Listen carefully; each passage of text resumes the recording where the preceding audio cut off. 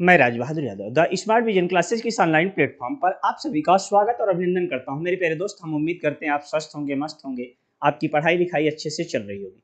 तो अगर आपकी पढ़ाई लिखाई अच्छे से चल रही है, उस पढ़ाई में चार चांद लगाने के लिए हमारा टीबीएस परिवार आपके साथ खड़ा है। टीबीएस परिवार आपके प्रीवियस ईयर के क्वेश्चन करा रहा है आपका हिंदी का।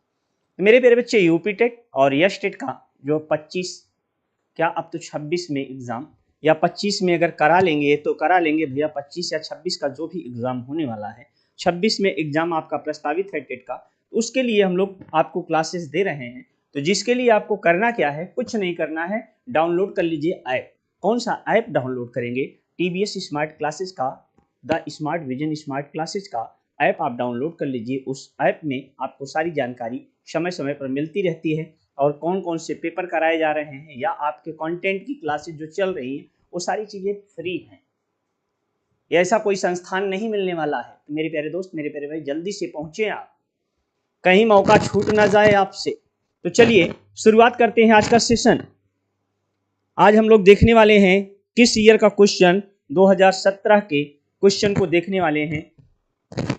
2017 के क्वेश्चन में यहाँ पे एक गद्यांश दिया गया है। आपको क्या दिया गया है मेरे प्यारे बच्चों? गद्यांश दिया गया है। इस गद्यांश को पढ़ने में आ रहा है कि नहीं आ रहा है? कुमारी कप्ता, गुड इवनिंग सर जी, गुड इवनिंग मेरे प्यारे बच्चे। ये गद्यांश पढ़ने में आ रहा है कि नहीं आ रहा, जरा कमेंट करके बताएं आप लोग। ये गद्यांश पढ़ने में आ रहा है? अगर पढ़ने में आ रहा है तो इस गद्यांश को पढ़ के 1 नंबर से 5 नंबर तक के क्वेश्चन को आपको सॉल्व करने हैं। तो मेरे प्यारे भैया, यहाँ पे करना क्या होता है, गद्यांश को जब भी पढ़ें आप एक सरसरी निगाह से तेजी के साथ पढ़ने का प्रयास करें। कैसे पढ़ने का प्रयास करें? तेजी के साथ पढ़ने का प्रयास करें, जिससे आप गद्यांश को कम समय में पढ़ लें। यहाँ पे कह रहा है आदिम आर्य घुमक्कड़ ही थे। क्या थे? आदिम जो आर्य थे वो घुमक्कड़ थे, यहाँ से वहां घूमते ही रहते थे, घूमते भटकते हुए भारत पहुंचे थे। कहाँ पहुंचे थे? आर्य जो है आपके मूल देश के निवासी थे, बाहर से आए हुए थे, तो भूलते भटकते यहाँ पहुंचे थे। यदि घुमक्कड़ी का बाना उन्होंने ना धारण किया होता तो वे एक स्थान पर ही रहते, तो आज भारत में उनके वंशज ना होते। भगवान बुद्ध घुमक्कड़ थे, भगवान महावीर घुमक्कड़ थे। वर्षा ऋतु के कुछ महीनों को छोड़कर एक स्थान में रहना बुद्ध के बस का नहीं था। 35 वर्ष की आयु में बुद्धत्व को प्राप्त किया। 35 से 80 वर्ष की आयु तक जब उनकी मृत्यु हुई, 45 वर्ष वे निरंतर घूमते रहे। कितने वर्ष घूमते रहे बेटा? 45 वर्ष निरंतर घूमते रहे। तो देखो, जो मूल लाइनें होती हैं उनको हम अंडरलाइन कर लेते हैं, जहां से हमें क्वेश्चन मिलने की संभावनाएं होती हैं। अपने आप को समाज सेवा और धर्म प्रचार में लगाए रहे। अपने शिष्यों से उन्होंने कहा था, चरथ भिक्षवे चारी, हे भिक्षुओं घुमक्कड़ी करो। यद्यप बुद्ध कभी भारत के बाहर नहीं गए, किंतु उनके शिष्यों ने उनके वचनों को सिर पर आंखों पर लिया और पूर्व में जापान, कहाँ गए भैया? जापान, उत्तर में मंगोलिया, पश्चिम में मकदूनिया और दक्षिण में बाली। इन स्थानों को ध्यान से देखो, उत्तर पूर्व दक्षिण, इन स्थानों को ध्यान से देख लो। द्वीप तक धावा किया। श्रावण महावीर ने स्वच्छंद विचरण के लिए अपने वस्त्रों तक को त्याग दिया था। कौन अपने वस्त्रों को त्याग दिया था? महावीर स्वामी ने अपने वस्त्रों को त्याग दिया था। दिशाओं को उन्होंने अपना अंबर बना लिया। अंबर का मतलब क्या होता है? देखो बेटा, अंबर का अर्थ वस्त्र भी होता है, अंबर का अर्थ आकाश भी होता है। ये कहाँ पे जन्म लेते हैं? वैशाली में इन्होंने जन्म लिया। पावा में शरीर का त्याग किया। इनकी मृत्यु कहाँ हुई थी? पावा में। जीवन पर्यंत घूमते रहे, मानव के कल्याण के लिए, मानवों के राह प्रदर्शन के लिए। और शंकराचार्य 12 वर्ष की अवस्था में संन्यास लेकर कभी केरल। शंकराचार्य कितने वर्ष की अवस्था में संन्यास लेते हैं बेटा? 12 वर्ष की अवस्था में संन्यास लेकर कभी केरल, तो कभी कहाँ घूम रहे हैं? मिथिला, कभी कश्मीर और कभी बद्रिकाश्रम में घूमते रहे। कन्याकुमारी से लेकर हिमालय तक समस्त भारत को अपना कर्म क्षेत्र समझा। सांस्कृतिक एकता के लिए, समन्वय के लिए, श्रुति धर्म की रक्षा के लिए शंकराचार्य के प्रयत्नों से ही वैदिक धर्म का उत्थान हो चुका। किस धर्म का उत्थान हो सका? वैदिक धर्म का उत्थान हो सका। ये तो रहे आपके पॉइंट। अब इस पर आधारित जो प्रश्न पूछे जाते हैं उन प्रश्नों को आप तेजी के साथ करने का प्रयास करिएगा। चलिए आज के सेशन का पहला प्रश्न आपके स्क्रीन पे है, कह रहा है घुमक्कड़ शब्द में कौन सा प्रत्यय है। गद्यांश में याद रखिएगा, गद्यांश की मूल चीजें आपको याद रखना है। क्या गद्यांश हम पढ़ते हैं, तेजी के साथ पढ़ना है, तेजी के साथ 2 से 3 बार पढ़ना है। दूसरा, गद्यांश में पूछे गए प्रश्नों का उत्तर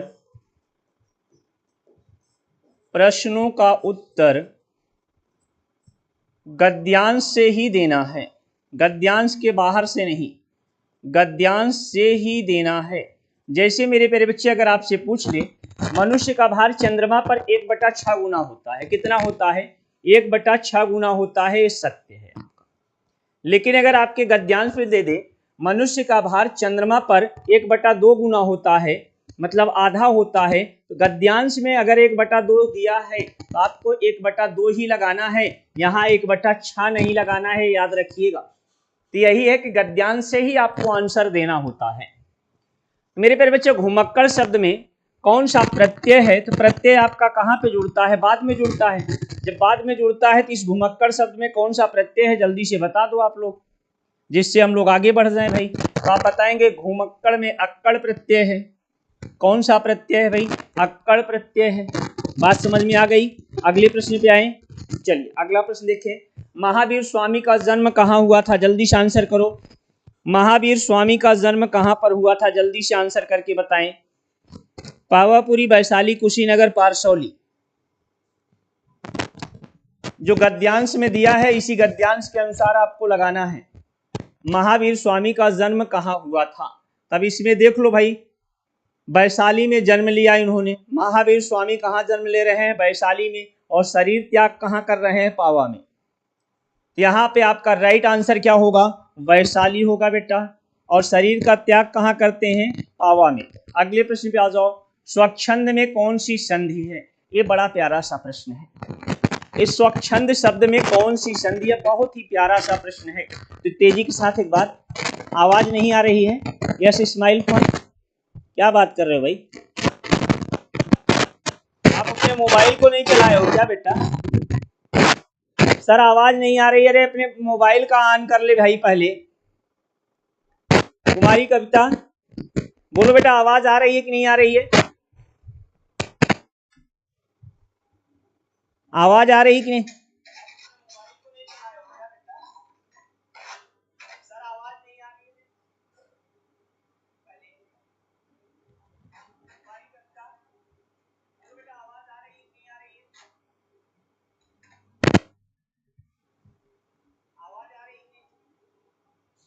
यस इस्माइल फन, आवाज नहीं आ रही बेटा? आवाज तो आ रही है, आप अपने मोबाइल की आवाज को ऑन करो।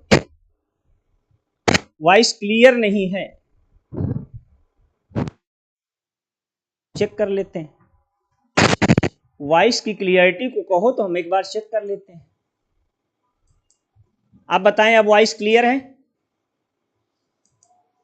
आप बोलो बेटा, वॉइस क्लियर है? कविता आप बताएं, वॉइस क्लियर है बेटा? जल्दी से कमेंट करें, क्या अब वॉइस क्लियर है?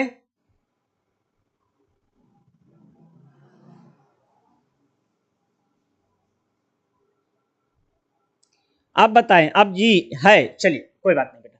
अब यहां देखो स्वच्छंद शब्द लिखा है। कौन सा शब्द लिखा है? स्वच्छंद शब्द लिखा है। अगर इसे हम 2 भाग में तोड़ते हैं तो हमें एक शब्द स्व मिलेगा बेटा, दूसरा क्या मिलेगा? छंद मिलेगा। क्या मिलेगा मेरे दोस्त? छंद मिलेगा। अब यहाँ पे जरा ध्यान देना, यहाँ पे कौन सी संधि है? पहले शब्द के अंत में आ मिले, ई मिले, ऊ मिले, री मिले। और दूसरे शब्द के पूर्व में क्या मिले बेटा? दूसरे शब्द के पूर्व में अगर छ मिल रहा है, इन दोनों वर्णों के बीच में किस वर्ण का आगम हो जाता है? तो आप याद रखिएगा, ये च वर्ण का आगम हो जाता है। किस वर्ण का आगम हो जाता है? च वर्ण। यहाँ स्व का अंतिम वर्ण क्या है? आ है। और यहाँ पे छंद का पहला वर्ण क्या है? छ है। इन दोनों के बीच में कौन सा वर्ण आ जाता है? च आ जाता है। तो स्वच्छंद शब्द हमारा बन जाता है। कौन सा शब्द बन जाता है? स्वच्छंद शब्द बन जाता है। लेकिन ये किस संधि का उदाहरण है? तो आप बताएंगे व्यंजन संधि का। किस संधि का बेटा? व्यंजन संधि। अब व्यंजन संधि में कौन सी संधि का नियम है? तो आप बताएंगे ए व्यंजन संधि में एक संधि होती है संस्कृत में जिसे लिखते हैं तुक आगम संधि। कौन सी संधि बेटा? तुक आगम संधि संस्कृत में इसे बोला जाता है। तो यही डी विकल्प आपका राइट आंसर है। कौन सा विकल्प? डी विकल्प। चलें आगे।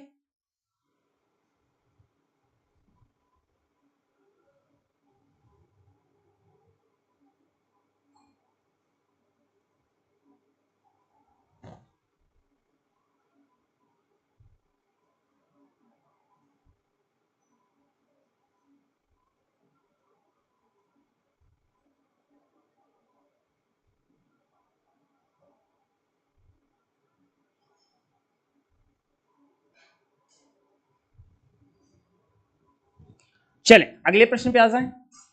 महात्मा बुद्ध ने जब बुद्धत्व प्राप्त किया तब उनकी अवस्था कितनी थी? अब आपको जल्दी से बताना है। महात्मा बुद्ध ने जब बुद्धत्व प्राप्त किया तो उनकी अवस्था कितनी थी? 35 वर्ष की आयु में उन्होंने बुद्धत्व को प्राप्त किया। कितनी वर्ष की आयु में बेटा? 35 वर्ष की आयु में उन्होंने बुद्धत्व को प्राप्त किया। तो आपका यहाँ पे राइट आंसर कौन सा विकल्प? वी विकल्प आपका करेक्ट आंसर। कौन सा विकल्प? वी विकल्प आपका करेक्ट आंसर।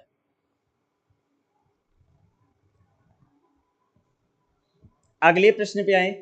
श्रुति धर्म का क्या अर्थ है?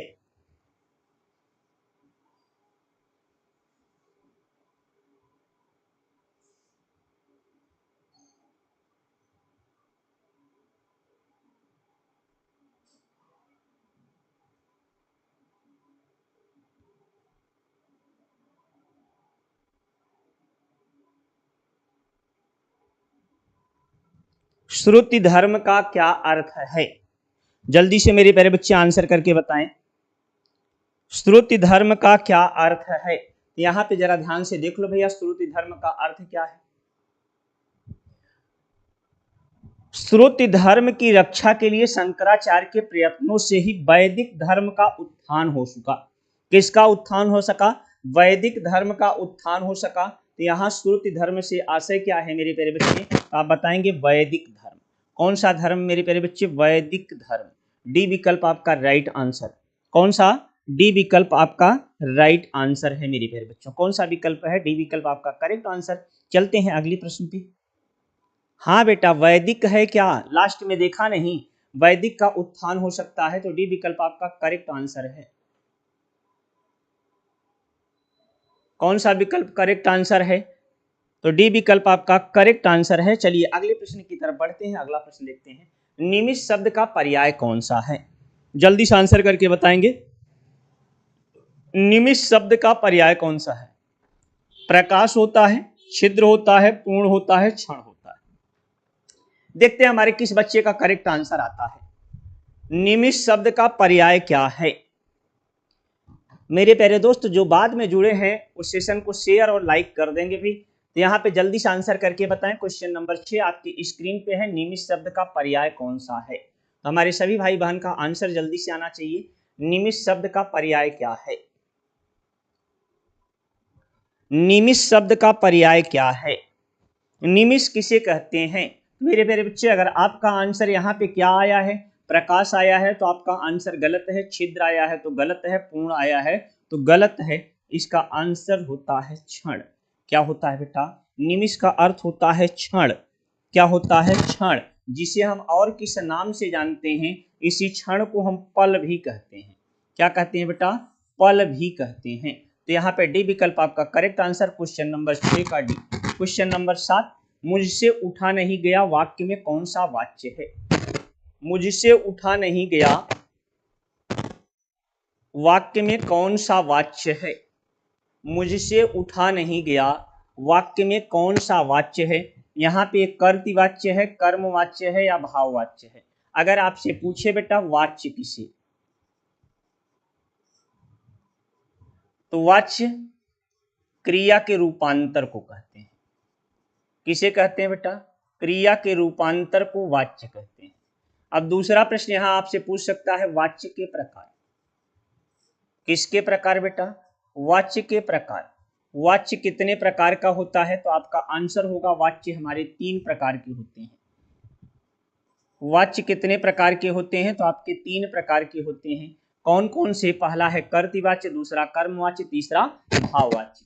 कर्तृवाच्य में कर्ता के अनुसार क्रिया होती है बेटा। किसके अनुसार? जहां पे कर्ता के अनुसार क्रिया होगी उसे हम क्या कहते हैं? कर्तृवाच्य कहते हैं। जहां पर कर्म के अनुसार क्रिया होगी, किसके अनुसार होगी? कर्म के अनुसार क्रिया होगी, उसे हम क्या कहेंगे? कर्मवाच्य कहेंगे। जहां पर भाव के अनुसार क्रिया होगी, किसके अनुसार बेटा? भाव के अनुसार क्रिया होगी, उसे हम क्या कहेंगे? भाववाच्य कहेंगे। भाव के अनुसार क्रिया है तो भाववाच्य, कर्म के अनुसार है तो कर्मवाच्य। लेकिन जहां पे आपको ये नहीं शब्द मिलता है तो 99% वो क्या होता है बेटा? भाववाच्य होता है। कितने परसेंट? 99%। दूसरा यहाँ पे एक पॉइंट और नोट करिएगा, जैसे ही आपको क्या मिल जाए? उठा मिल जाए। क्या मिले? उठा मिले, बैठा मिले, रहा मिले, सहा मिले, चला मिले, तो ये सब भाव हैं। क्या है मेरे प्यारे बच्चे? ये सारे के सारे आपके क्या हैं? भाव हैं। ये भाववाच्य की क्रियाएं हैं। किस वाच्य की क्रियाएं हैं बेटा? भाववाच्य की क्रियाएं हैं। तो यहाँ राइट आंसर आपका कौन सा विकल्प है? तो सी विकल्प आपका करेक्ट आंसर है। कौन सा विकल्प करेक्ट आंसर है? सी विकल्प आपका राइट आंसर है। लगाया क्या आपने? लगाया क्या? अगर लगाया तो वेरी गुड आंसर। अगले प्रश्न पे आ जाओ भाई। जिसकी पूर्व से कोई आशा ना हो उसके लिए एक शब्द क्या होता है? जिसकी पूर्व से कोई आशा ना हो उसके लिए एक शब्द क्या होता है? कविता, यस, स्माइल, फन।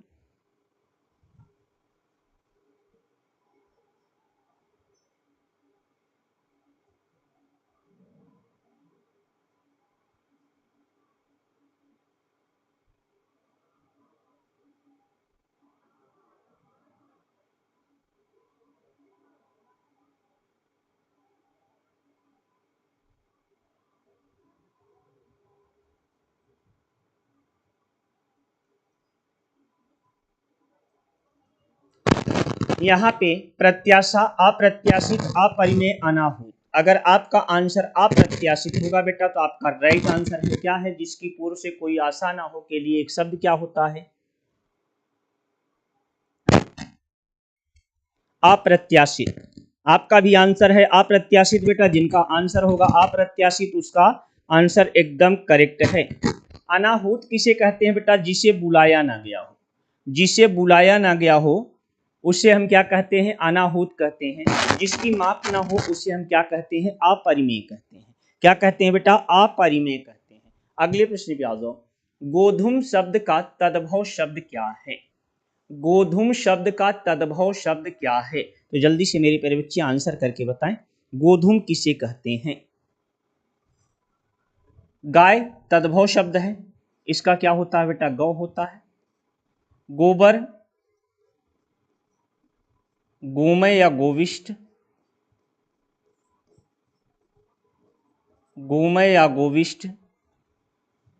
तो यहां पे आपका राइट आंसर कौन सा है? गोधूम, गेहूं। ये तद्भव शब्द है। क्या है बेटा? तद्भव शब्द है। गेहूं लगाया सब लोगों ने? वेरी गुड आंसर भाई, वेरी गुड। अगले प्रश्न पे आओ। निष्कपट शब्द का संधि विच्छेद है। जल्दी से आंसर करके बताएं।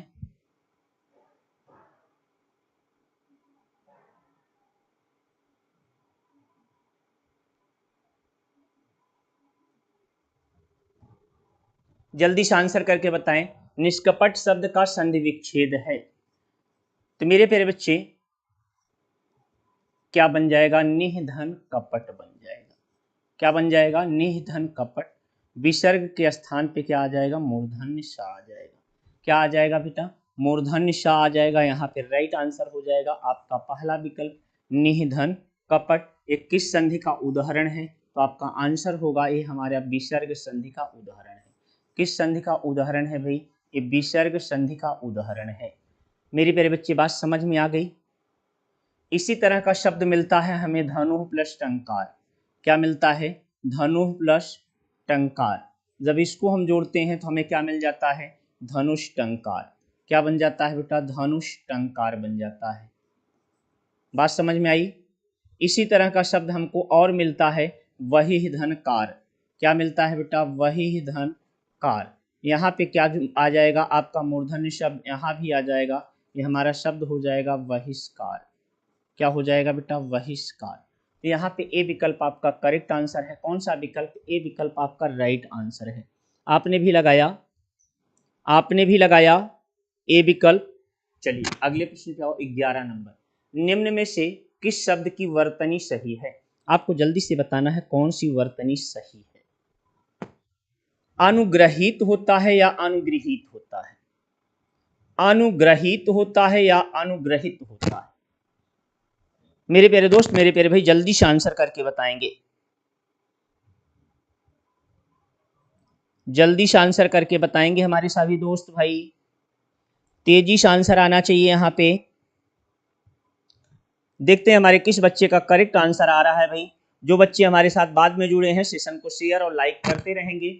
यहाँ पे कौन सी वर्तनी सही पूछा है बेटा? तो 3 वर्तनी यहाँ पे आपकी क्या है? गलत है। कितनी वर्तनी? 3 वर्तनी आपकी गलत है, एक ही वर्तनी आपकी सही है। वो सही वर्तनी कौन सी है?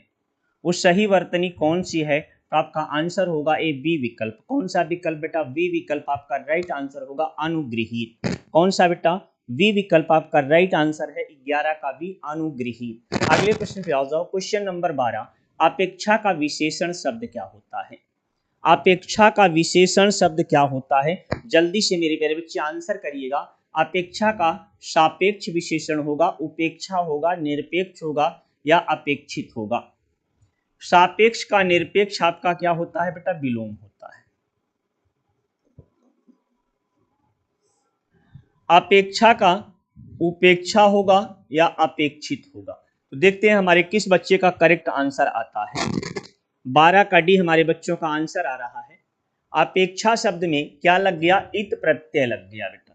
कौन सा प्रत्यय लग गया? अपेक्षा शब्द में इत प्रत्यय जुड़ गया, तो ये हमारा शब्द क्या हो जाता है? अपेक्षित हो जाता है। तो अपेक्षित आपका क्या है? तो आपका आंसर होगा अपेक्षित विशेषण होता है। क्या होता है भाई? अपेक्षित शब्द आपका विशेषण होता है। कौन सा शब्द होता है? विशेषण। तो यहाँ पे डी विकल्प आपका राइट आंसर है। कौन सा विकल्प? डी विकल्प आपका करेक्ट आंसर है। अगले प्रश्न जाओ, 13 नंबर। श ध्वनि का उच्चारण स्थान क्या है? श ध्वनि का उच्चारण स्थान क्या है? जल्दी से हमारे सभी दोस्त, सभी भाई बहन का आंसर यहाँ पे आना चाहिए। श ध्वनि का उच्चारण स्थान क्या है? श ध्वनि का उच्चारण स्थान क्या है? ये दंत से बोला जाता है, तो आप बताएंगे दंत श इसे कहा जाता है। मूर्धन्य से बोला जाता है, तो आप बताएंगे मूर्धन्य श इसे बोला जाता है। दंत श मूर्धन्य श मिल गया बेटा, तो दंतालु कोई स्थान ही नहीं होता है। तीसरा होता है तालु। तालु से कौन सा सा बोला जाता है? जिसको आप देख रहे हो।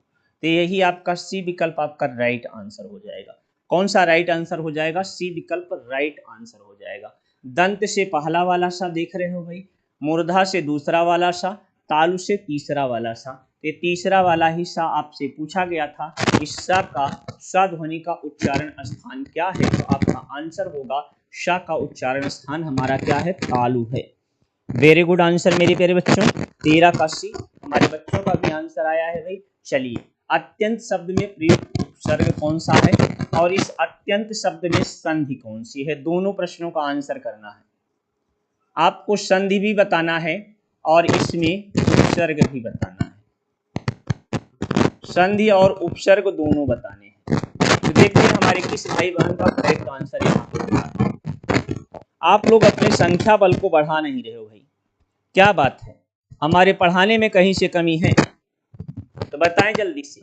अगर अत्यंत शब्द को 2 भाग में तोड़ा जाएगा तो एक शब्द हमें अति मिलेगा, दूसरा क्या मिलेगा? अंत मिलेगा। क्या मिलेगा बेटा? अंत मिलेगा। यहाँ पहले शब्द के अंत में ई मिला और दूसरे शब्द के पूर्व में आ मिल रहा है, तो ई के स्थान पे क्या आ जाता है? या आ जाता है। या किस संधि में मिलता है? तो आपका आंसर होगा यण संधि में। किस संधि में बेटा? यण संधि में। अब देखो अंत में कौन सा उपसर्ग लगा है? तो आपका आंसर होगा अति उपसर्ग लगा है। यहाँ पे उपसर्ग आपका कौन सा था बेटा? तो आपका आंसर होगा अति। और संधि का नाम कौन सा है? तो आप बताएंगे यण संधि है। यण संधि का सूत्र अगर आपसे पूछ लिया जाए तो आप बता देंगे, हम ऐसे ही उम्मीद करते हैं। यण संधि का सूत्र क्या होता है? तो आपका आंसर होना चाहिए इको यणच। क्या होना चाहिए बेटा? इको यणच। बात समझ में आई? ए विकल्प आपका राइट आंसर नहीं भैया, ए विकल्प नहीं, यहाँ पे डी विकल्प आपका राइट आंसर। कौन सा विकल्प है? डी विकल्प आपका राइट आंसर। चले आगे बच्चों, अगले पॉइंट पे बढ़े। अगला प्रश्न देखो, उपत्यका का अर्थ क्या होता है? जल्दी से आंसर करके बताएं। उपत्यका का अर्थ क्या होता है? उपत्यका का अर्थ क्या होता है? जल्दी से आंसर करके बताएं। सूर्य जिस पर्वत के पीछे से निकलता है, प्राणियों के पेट का एक अंग, पर्वत का शिखर, पर्वत के पास की भूमि। सूर्य जिस पर्वत के पीछे से निकलता है उसे उपत्यका कहते हैं, प्राणियों के पेट का एक अंग को उपत्यका कहते हैं, या पर्वत के शिखर को कहते हैं, या पर्वत के पास की भूमि को कहते हैं।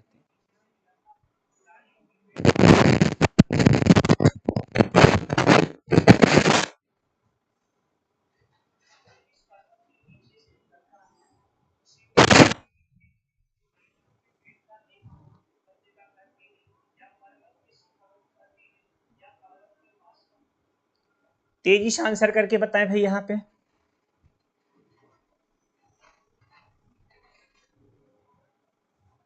आपका आंसर अगर पर्वत के पास की भूमि होगा तो आपका आंसर एकदम करेक्ट है।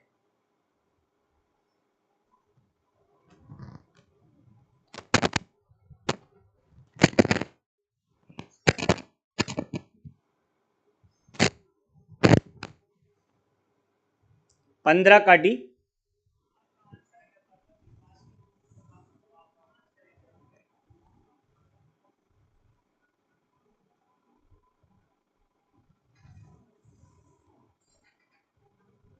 पर्वत के पास की भूमि के लिए उपत्यका शब्द एकदम करेक्ट है बेटा। 15 का डी हमारे सभी बच्चों का आंसर है। Good answer. चलिए अगले प्रश्न पे आ जाएं। अगला प्रश्न देखते हैं। यहाँ पे दिया है बेटा, अंगा का उच्चारण स्थान होता है। अंगा का उच्चारण स्थान क्या होता है? जल्दी से बताएं।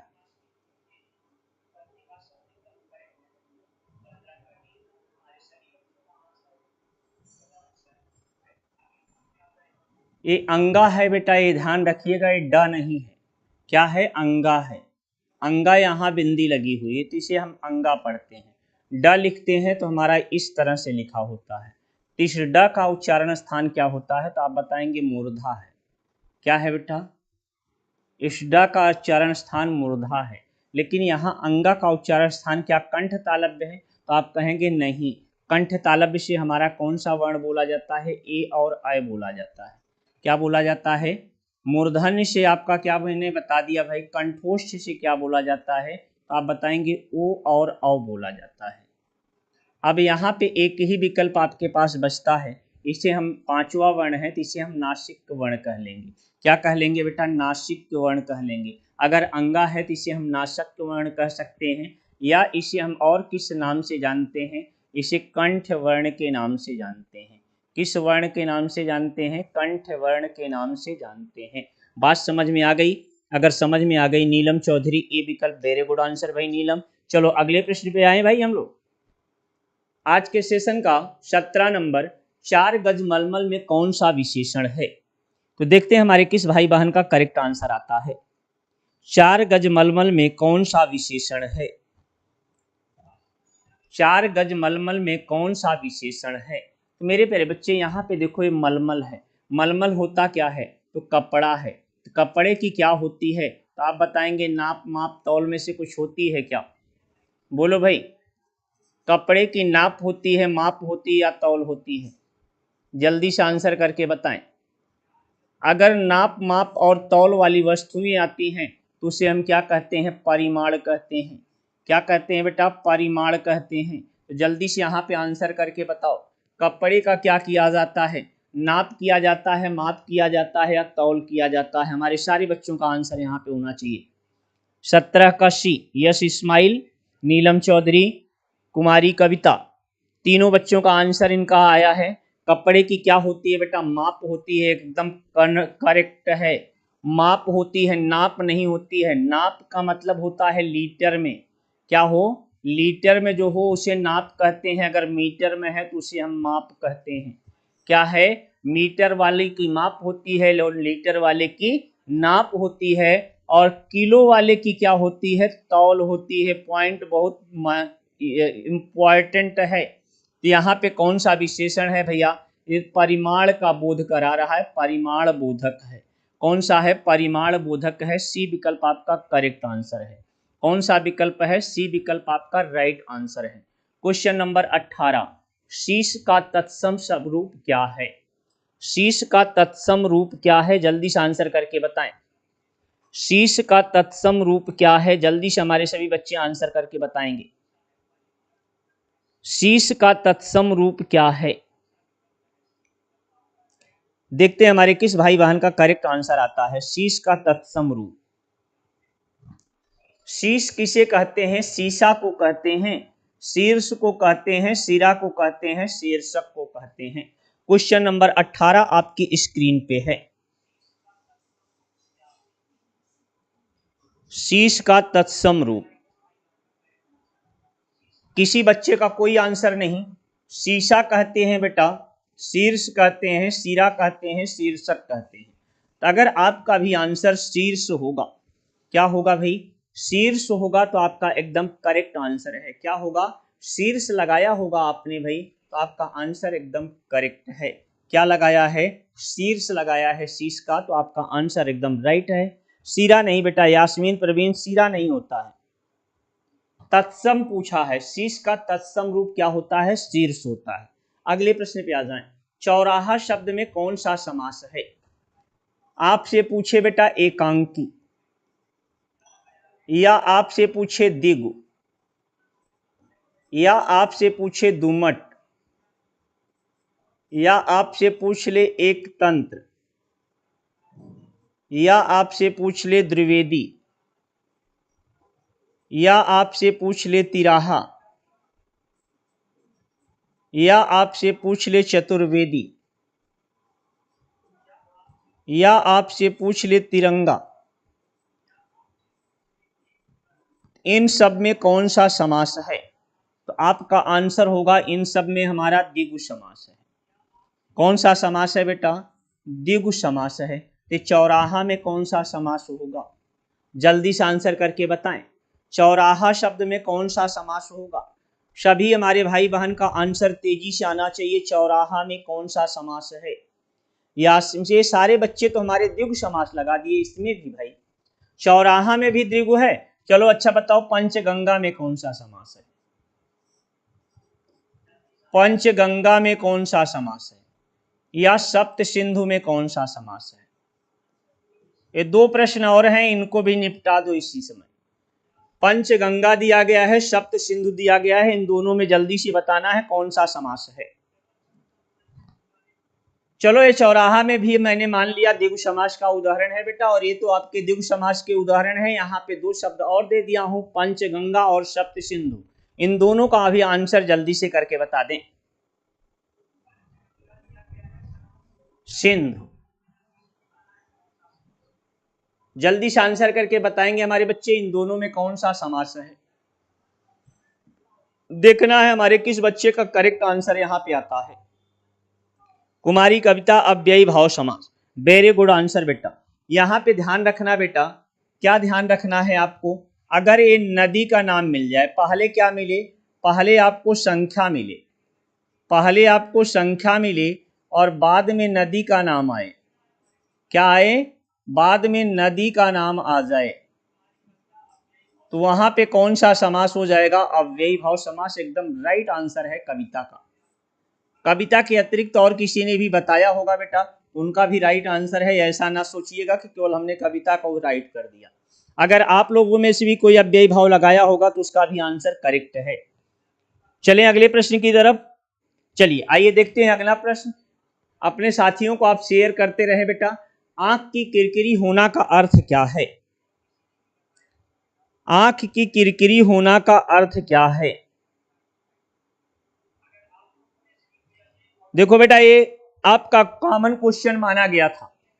कौन सा क्वेश्चन माना गया था, ये आपका कॉमन क्वेश्चन माना गया था एग्जाम में, इसलिए कि इसके दो अर्थ हैं। कितने अर्थ हैं इसके? दो अर्थ हैं। तो दो अर्थ हैं, तो दो अर्थ कौन कौन से हैं? बहुत प्रिय होना नहीं बेटा, धोखा देना नहीं, बल्कि है क्या? एक तो आपका अप्रिय लगना, दूसरा कौन सा है? कष्टदायक होना। ये दोनों विकल्प इसके लिए सही हैं। ये दोनों विकल्प इसके लिए सही हैं। तो आप या तो ए और सी का ऑप्शन वहां दोगे तब माना जाएगा ए सी, लेकिन अगर ऑप्शन नहीं है तो आप ए लगाओगे तब भी या सी लगाओगे तब भी, दोनों में से कुछ भी लगाओगे आपका आंसर करेक्ट होगा। ए और सी दोनों हैं यहां पे बेटा। अगले प्रश्न पे आए। निम्नलिखित में मौखिक अभिव्यक्ति का रूप है, मौखिक अभिव्यक्ति का कौन सा रूप है? मौखिक अभिव्यक्ति का कौन सा रूप है? बेटा ये शुद्ध वर्तनी मौखिक का है, ते लिखा है तो क्या मौखिक है? आप कहोगे नहीं। सुलेख इसी तरह से लिखते हो तो क्या ये मौखिक है? आप कहोगे नहीं। जो सुनकर लिखा जाए क्या ये मौखिक है? तो आप कहोगे नहीं। तो यहाँ पे क्या होगा बेटा? आशु भाषण होगा। कौन सा भाषण होगा? आशु भाषण होगा। जिस बच्चे का आंसर डी विकल्प होगा उसका आंसर बहुत ही प्यारा है। जिसका आंसर डी होगा उसका आंसर बहुत ही प्यारा है। 21 का डी। नीलम चौधरी, कुमारी कविता, यश इस्माइल, यास्मीन प्रवीण। चलो जल्दी जल्दी आंसर करके बताओ मेरे प्यारे बच्चों। अगले प्रश्न पे आ जाओ। यहाँ कह रहा है हिंदी भाषा में कितनी बोलियां हैं? अब बोलियों की बात करता है मेरे प्यारे बच्चे। तो हिंदी भाषा को कितने उपवर्ग में बांटा गया है? तो आप याद रखिएगा 5 उपवर्ग हैं। उपवर्ग हैं। कितने उपवर्ग हैं? 5 उपवर्ग हैं। इस 5 उपवर्ग में एक हमारा बिहारी हिंदी है। कौन सी हिंदी है बेटा? पहला उपवर्ग हमारा कौन सा? बिहारी हिंदी। तो बिहारी हिंदी की कितनी बोलियां हैं बेटा? तो 3 बोलियां हैं। कौन कौन सी भाई? मगही है, मैथिली है, भोजपुरी है।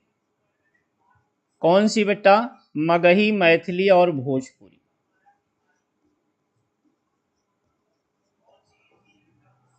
दूसरा उपवर्ग कौन सा है?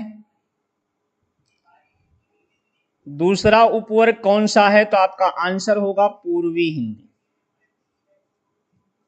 पूर्वी हिंदी।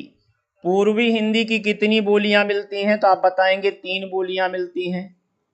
अवधी है, बघेली है, छत्तीसगढ़ी है। अवधी, बघेली, छत्तीसगढ़ी। ये दूसरा उपवर्ग हो गया। हम तीसरा उपवर्ग भी यही आपके सामने दे रहे हैं। तीसरा उपवर्ग है आपकी पहाड़ी हिंदी। कौन सी हिंदी बेटा? पहाड़ी हिंदी। इस पहाड़ी हिंदी में कितनी बोलियां? तो आपका आंसर होगा 3 बोलियां। एक को हम कहते हैं पश्चिमी पहाड़ी। क्या कहते हैं? पश्चिमी पहाड़ी। दूसरा कौन सा है? कुमायूनी। तीसरा कौन सा है? गढ़वाली। कौन सा बेटा? गढ़वाली। पश्चिमी पहाड़ी, कुमायूनी और गढ़वाली। अब देखो यहाँ पे 1 2 3 4 5 6 7 8 9 बोलियां मिल गई हैं। अब इसके बाद आपका एक संवर्ग कौन सा है भैया? तो आप बताएंगे पश्चिमी हिंदी। कौन सी हिंदी? पश्चिमी हिंदी। पश्चिमी हिंदी में कितनी? तो आपका आंसर होगा 5। कितनी बेटा? 5। 1 2 3 4 5। इसके बाद राजस्थानी हिंदी। कौन सी हिंदी? राजस्थानी हिंदी। ये 5 उपवर्ग हो गए आपके। चौथा उपवर्ग आपका पश्चिमी हिंदी हो गया, 5वां उपवर्ग हो गया राजस्थानी हिंदी। तब राजस्थानी हिंदी की कितनी बोलियां हैं बेटा? तो आपका आंसर होगा 4। 1 2 3 और 4। 5 4 9 9 9 9 18 हो जाएंगे। अब इसमें कौन सी आती है बेटा? तो आप बताएंगे खड़ी बोली है। कौन सी है? खड़ी बोली है। ब्रज भाषा है, कन्नौजी है, बुंदेली है और हरियाणवी है। बुंदेली, हरियाणवी को और किस नाम से जाना जाता है बेटा? बांगरू के नाम से। खड़ी बोली को किस नाम से जाना जाता है? कौरवी के नाम से। इसके बाद यहाँ पे आओगे तो आपको क्या मिलेगा, मारवाड़ी मिलेगा, मेवाती मिलेगा, मारवाड़ी, मेवाती, मालवी, जयपुरी, मालवी, जयपुरी। जयपुरी को और किस नाम से जाना जाता है बेटा, तो आप बताएंगे ढूढ़ाड़ी के नाम से। किसके नाम से बेटा, ढूढ़ाड़ी के नाम से। पूरी की पूरी 18 बोलियां आपके बोर्ड पे हैं। राव खान देवभूमि उत्तराखंड से प्रणाम गुरुजी, आशीर्वाद मेरे प्यारे भैया आपको। अब देखो बेटा यहाँ पे एक प्रश्न और बन सकता है आपसे, हिंदी भाषा में कितनी बोलियां हैं। कभी कभी विकल्प में 18 ना देके 17 देता है। कितना देता है बेटा, 17 देता है। जब 17 देता है तो किस बोली को हटा देता है, इस पश्चिमी पहाड़ी को हटा देता है। किस पहाड़ी को हटा देता है, पश्चिमी पहाड़ी को हटा देता है। तो पहाड़ी हिंदी की केवल 2 बोलियां जोड़ता है, कुमायूनी और गढ़वाली। तो आपकी कितनी बोलियां हो जाती हैं, 17 हो जाती हैं। बात समझ में आ गई? अगर समझ में आ गई तो अगले प्रश्न की तरफ हम लोग बढ़ें। अगले की तरफ बढ़ें भाई। चलिए अगले प्रश्न पे आओ। भारतेंदु युग में निकलने वाली पत्रिका युग्म है, कौन कौन सी भारतेंदु युग में निकलती थी? आपको जल्दी से बताना है कौन कौन सी भारतेंदु युग में पत्रिका निकलती थी। एक कवि वचन सुधा और हिंदी प्रदीप, सरस्वती। सरस्वती तो बेटा ये आपकी किस युग की है, तो आप बताएंगे ये तो द्विवेदी युग की है। किस युग की है बेटा, द्विवेदी युग की है। तो यहाँ पे ज्ञानोदय ये आधुनिक युग का।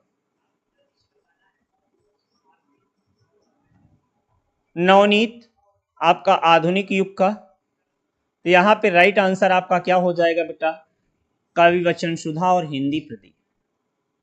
कौन से बेटा, कवि वचन सुधा और हिंदी प्रदीप। कवि वचन सुधा किसके द्वारा, भारतेंदु हरिश्चंद्र के द्वारा।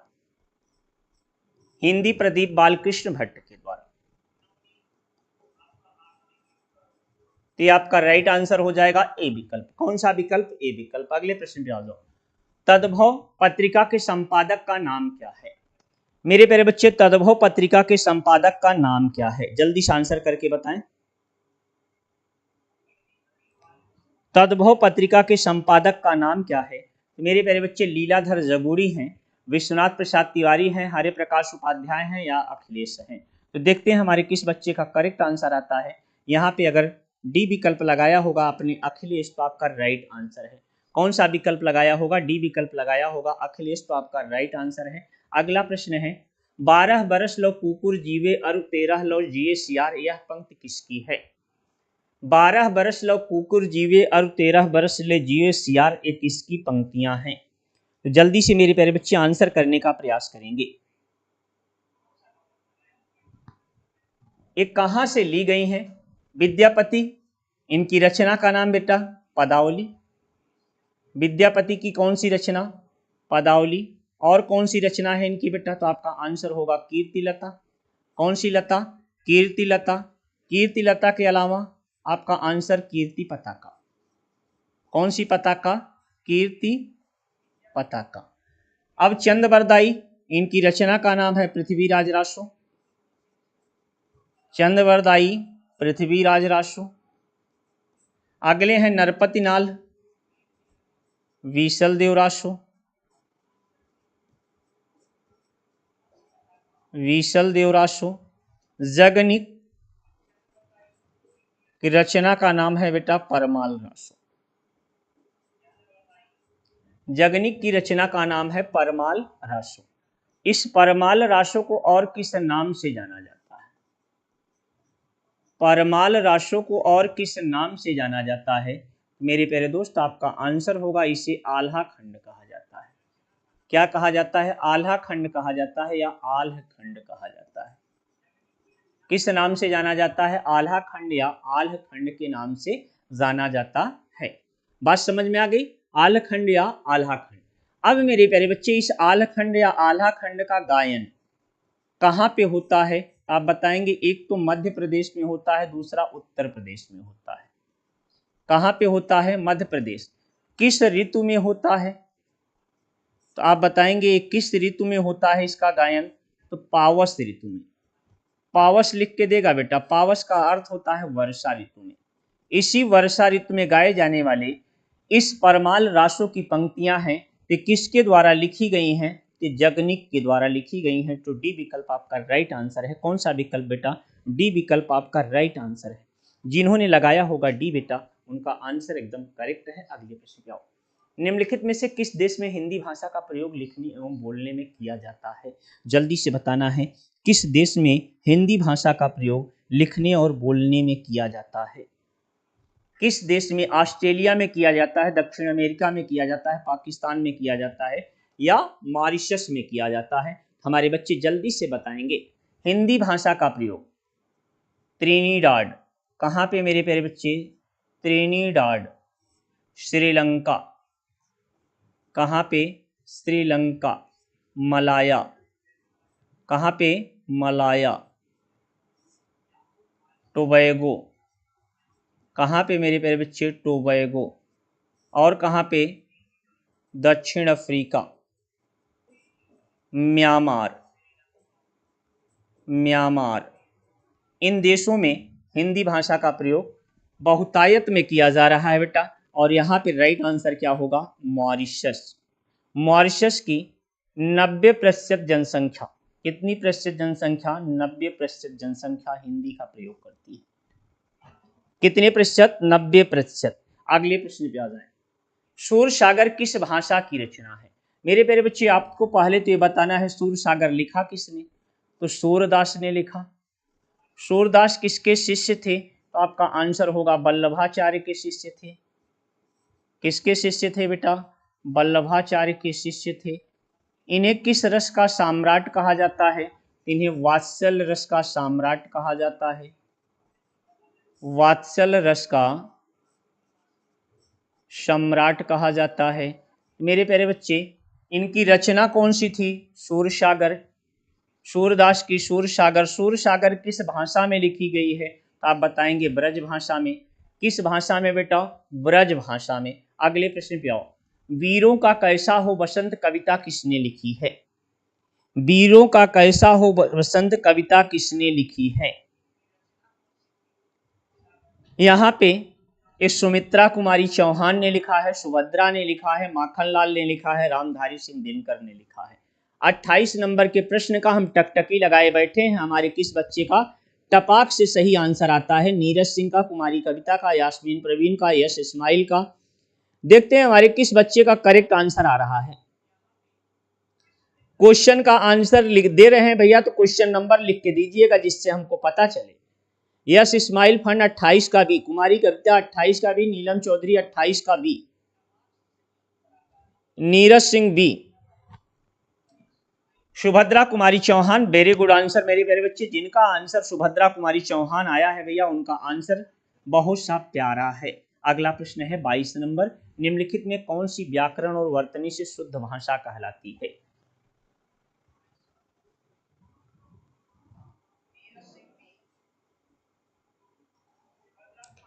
तेजी से आंसर करके बताएंगे इस प्रश्न का आंसर। उसे हम साहित्यिक भाषा के नाम से जानते हैं, प्रांजल भाषा, व्याकरणिक भाषा या मानक भाषा।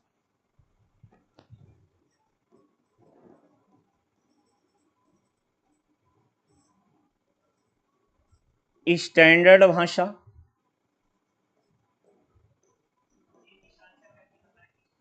या मानक भाषा, ये दोनों एक ही है बेटा। तो यही आपका डी विकल्प राइट आंसर है। कौन सा विकल्प राइट आंसर है मेरे प्यारे बच्चे? डी विकल्प आपका करेक्ट आंसर है। आपने भी लगाया क्या? डी। कुमारी कविता 29 का सी व्याकरणिक भाषा नहीं मेरे प्यारे बच्चे, इसे मानक भाषा कहा जाता है। व्याकरण की दृष्टि से और वर्तनी से शुद्ध भाषा क्या कहलाती है? मानक भाषा कहलाती है। क्या कहलाती है मेरे प्यारे बच्चे? मानक भाषा कहलाती है। हमारे जो बच्चे बाद में जुड़े थे लाइक नहीं किए सेशन को ना बेटा, कोई बात नहीं, कोई बात नहीं भैया, हमारे भी दिन आएंगे बाबू लोग। निम्नलिखित में से कौन सा रासो आल्हा खंड के नाम से प्रसिद्ध है? आपको जल्दी से बताना है कौन सा रासो ग्रंथ ऐसा है जो आल्हा खंड के नाम से प्रसिद्ध है। कौन सा रासो ग्रंथ ऐसा है जो आल्हा खंड के नाम से प्रसिद्ध है? तो जल्दी से मेरे प्यारे दोस्त, मेरे प्यारे भाई आंसर करके बता दें, तेजी से आंसर करके बता दें भाई। हमारे सभी भाई बहन का तेजी से आंसर आना चाहिए। 30 का सी। अभी भी थोड़ी देर पहले हम इसकी चर्चा कर चुके हैं बेटा। परमाल रासों को हम किस नाम से जानते हैं? आल्हा खंड या आल्हा खंड के नाम से जानते हैं। ये परमाल रासों या आल्हा खंड किस बोली में है? बुंदेली की एक उपबोली।